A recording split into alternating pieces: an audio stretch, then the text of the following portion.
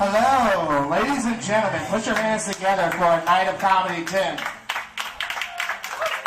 Louder, louder, Patty, get off your phone, louder, louder.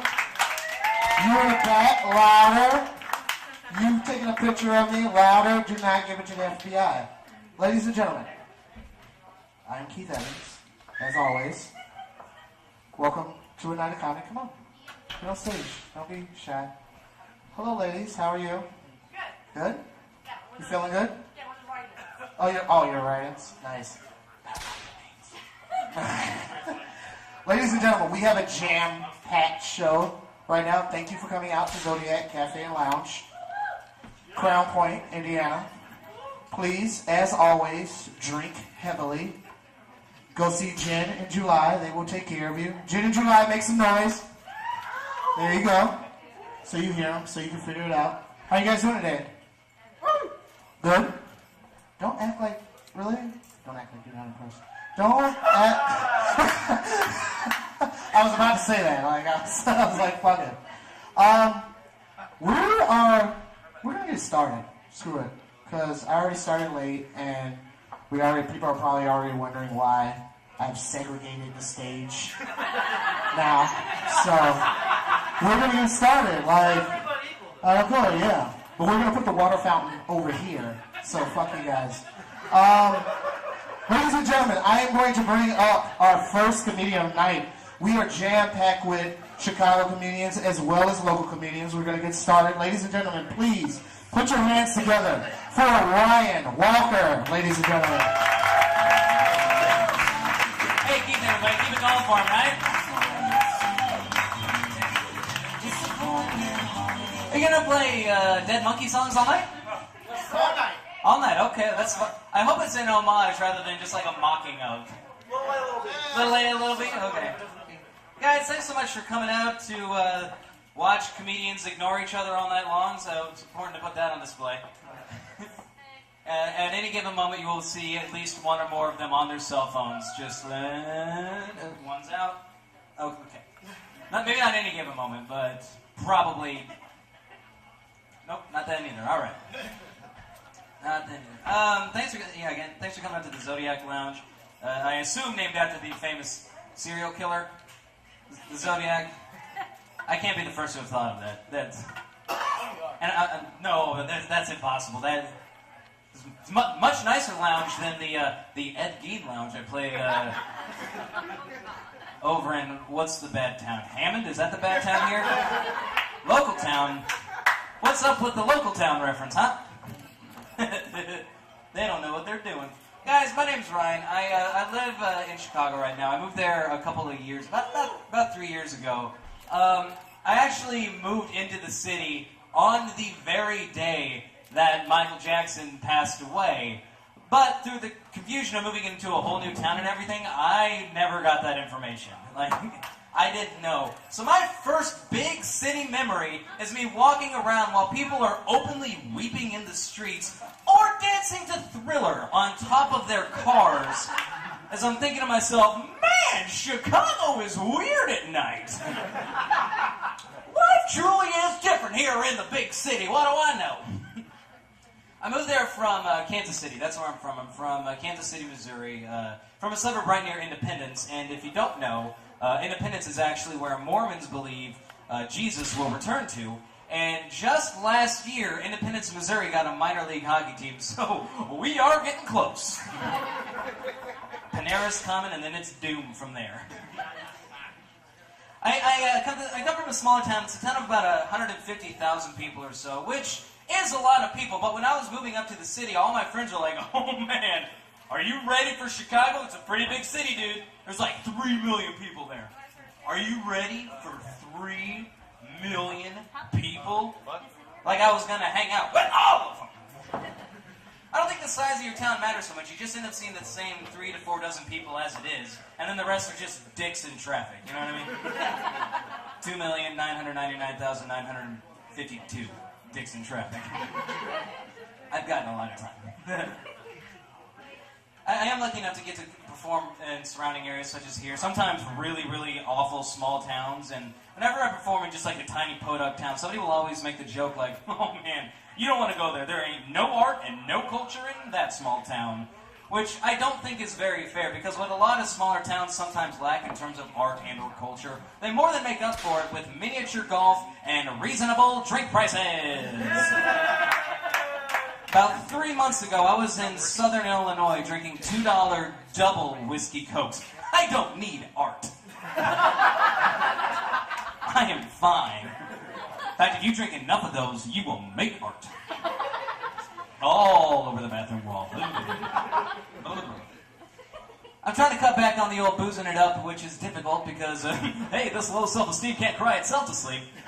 But I just hit kind of a wall with the drinking. Like this one time, I was drinking during the middle of the day. Do it.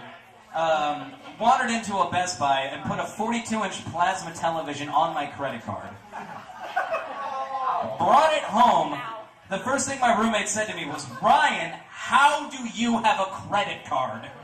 It's like, what are you talking about? I'm a credit card company's wet dream. An impulsive jackass. They love me. MasterCard gave me a $3,000 credit limit and a free hat. And then once they saw how excited I was about the hat, they raised it to $10,000.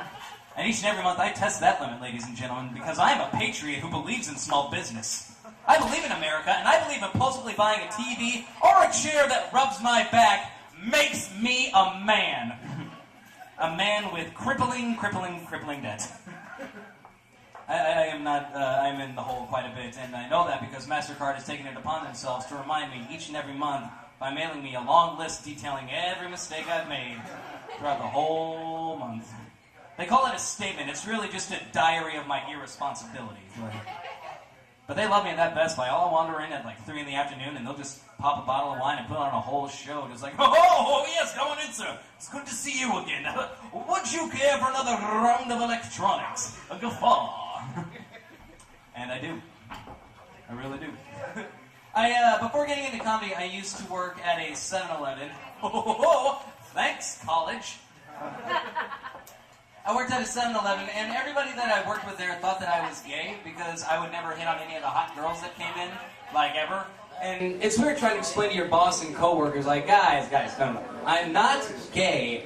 I'm ashamed. As you should be. Plus, I've got some standards. Granted, typically I'm a lonely guy, but I don't want a girl who's dolling herself up to go score a clerk. Ugh. I don't know, maybe if I was full-time.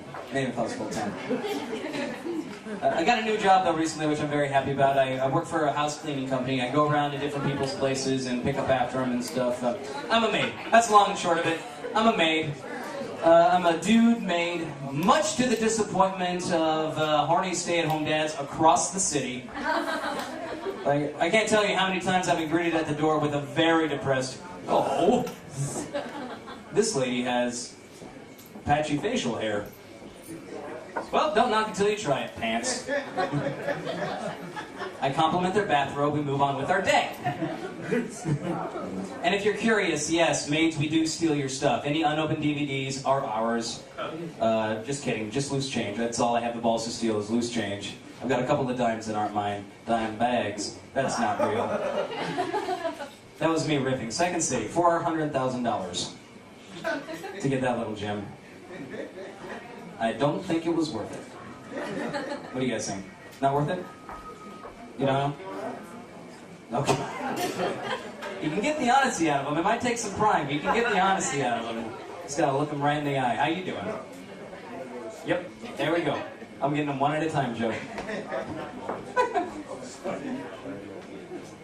I come from a couple of parents, just the two, pretty standard operating procedure, mom, dad. I come from two parents, their names are Nancy and Bert, which is perfect because I totally look like the product of a Nancy and a Bert. The Walker family, Chris, is just a pair of khakis holding an umbrella with a banner saying, always be prepared. Camera 2. I come from a couple of parents, they're very nice, they're very athletic. Like, my dad, growing up, was the guy that everybody feared, respected, and loved, and I do this. So he's proud. But like any kid growing up, I wanted to be like my family. So I went out, played sports, was actually a wide receiver, and was so good, you guys, that by the time high school rolled around, I was in theater. So that's good. That's good. I tease my parents just because, they are really nice people, and sometimes I find myself getting jealous of my comedian friends, because a lot of comics come from awful homes, broken marriages, horrible childhoods, and they use that as fuel to make jokes, which is convenient for them. But I can't really do that, because the fact of the matter is my mom and dad are lovely people, and there is no comedy there at all. Like, it would be a real disservice if I was up here talking about just how hard it was growing up in the suburbs. Every day my folks were in my face with the, "Ryan, we love you. Oh yeah, no, we're proud of you. Here's a car. Here's a college education. Do what you will with your life." Yeah, it was rough. Can't do that. Can't do that. Well, I do like whenever kids are abused, though. That's not what I mean. Let's rewrite that, little one. Whenever kids are abused, first off, don't do it. But if you're gonna, make sure they own up to it. Don't have a kid that was gonna grow up and try and spin it by saying "Yeah, it was a pretty hard childhood, but I wouldn't trade it for the world." Oh, my mom had a crippling addiction to something, and my dad couldn't hold down a job, got fired every day. Every day he lost his job. But I wouldn't trade it for the world. Yes, you would. It's the world. At the very least, you trade it for love, compassion, and a parent with a steady 9 to 5. At the very least, let alone the world. I had 2 lovely parents. I had a wonderful childhood, full of great memories, but I would totally trade all of it for the world. Are you kidding me? Despite my rather shitty set, I am seeing a young lady right now. It's pretty good. It's pretty good. I don't know if anybody here has ever dated a young woman or somebody that they care about, but it's pretty good. If you don't know, it's the exact opposite of being alone. Smart crowd. Smart crowd. That's really good. She's a really good girl. I'm surprised I am dating the quality of woman that I am. Just because, I'm not the kind of guy who's, prone to go out at bars, chat up girls, and get numbers. That's not who I am as a person. I'm a guy who's out at bars, giggling in a corner, going, "Dragonflies have long butts." That's me. Bucket loads of confidence, folks. Bucket loads. Besides, it's hard to get somebody to be interested in you anyway, just because in our society we will very often go out of our way to teach our girls exactly how to avoid creepy men. But nobody bothers to teach our boys how to just not be creepy. Case in point, did you guys know this? At Victoria's Secret, if you go in and ask for an employment application, they have to give you one. Did you know that? Because I do. And they hand it to you like this. Oh. Not real good. Alright, that's gonna do it for me, guys. My name's Ryan. Have a good night.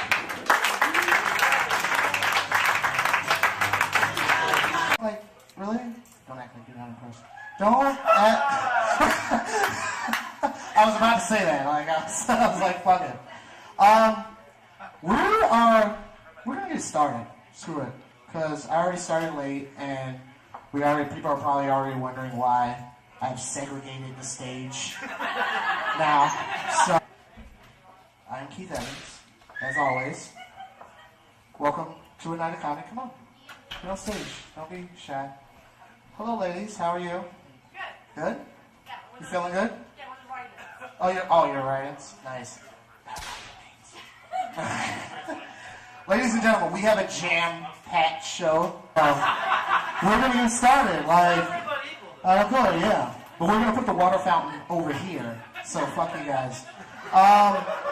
Ladies and gentlemen, I am going to bring up our first comedian of the night. We are jam-packed with Chicago comedians as well as local comedians. We're going to get started. Ladies and gentlemen, please put your hands together for Ryan. Hello. Ladies and gentlemen, put your hands together for a night of comedy 10.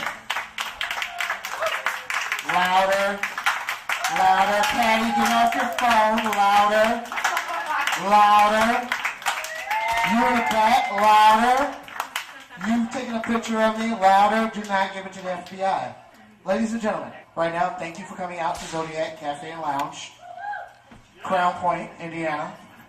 Please, as always, drink heavily. Go see Jen in July. They will take care of you. Jen in July, make some noise. There you go. So you hear them, so you can figure it out. How you guys doing today? Good? Don't act